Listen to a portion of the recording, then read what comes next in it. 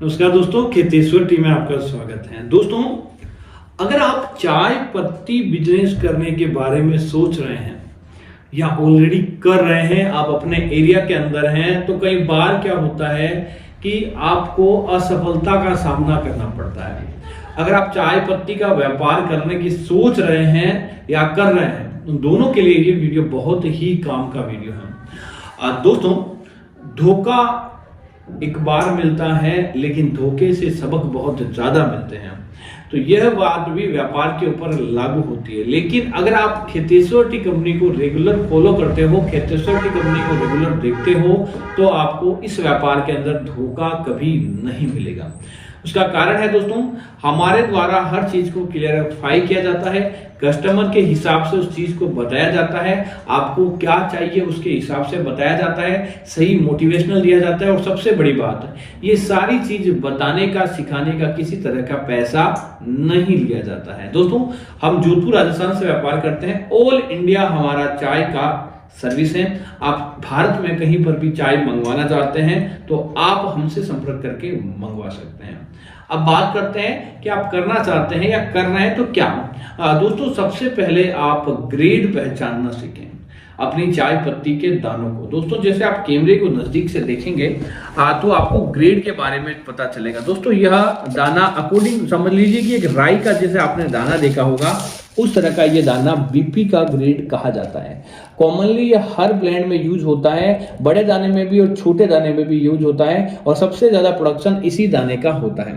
उसके बाद दोस्तों जो दाना आता है वह होता है ओएफ का दाना। यह बारीक से थोड़ा बड़ा होता है और जहां पर कड़क चाय पी जाती है वहां पर इस दाने को मोस्टली यूज किया जाता है। चाय का लिकर भी इस दाने से बढ़ता है और इस ग्रेड को ओएफ जो कि बीपी से जस्ट छोटा दाना आता है। उसके बाद अगला जो दाना आता है दोस्तों, उस दाने को कहते हैं डस्ट का दाना।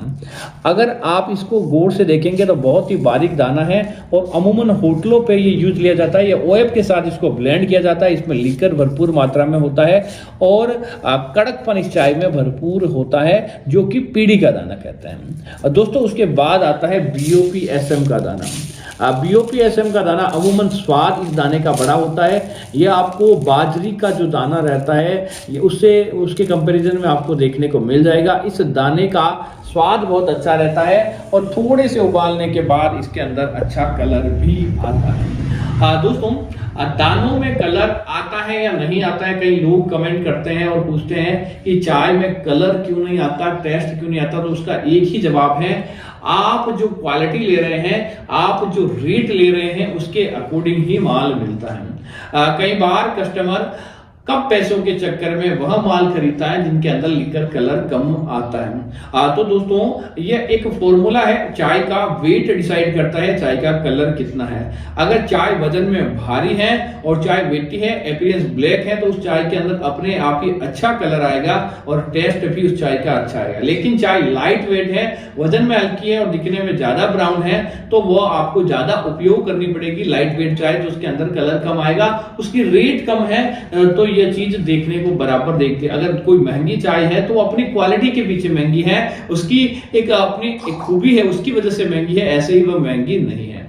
अब दोस्तों, अगली चीज, चाय पत्ती का मार्केट। अगर आपको होटलों में बेचनी है, घरों में बेचनी है, तो आप एक सिंपल मार्केटिंग के माध्यम से भी बेच सकते हैं। लेकिन अगर आपको लेवलिंग में काम करना है तो पैकेट के थ्रू आपका काम होता है, और वह काम आपको कैसे करना है, क्या लाइसेंस लगते हैं, क्या फॉर्मेलिटी है, उसकी भी जानकारी हम आपको दे देंगे अगर आप हमें व्हाट्सअप करते हैं या आप हमारे ऑफिस विजिट करते हैं, जो कि जोधपुर राजस्थान के अंदर आया हुआ है। तो दोस्तों, आपको और जानकारी चाहिए और फैसिलिटी आपको हम क्या दे सकते हैं ये जानना चाहते हैं तो आप हमें व्हाट्सअप करें, कॉल करें, हम आपकी उस समस्या का भी समाधान कर देंगे। लेकिन व्यापार को शुरू करने से पहले एक बार हमसे संपर्क आप जरूर करें।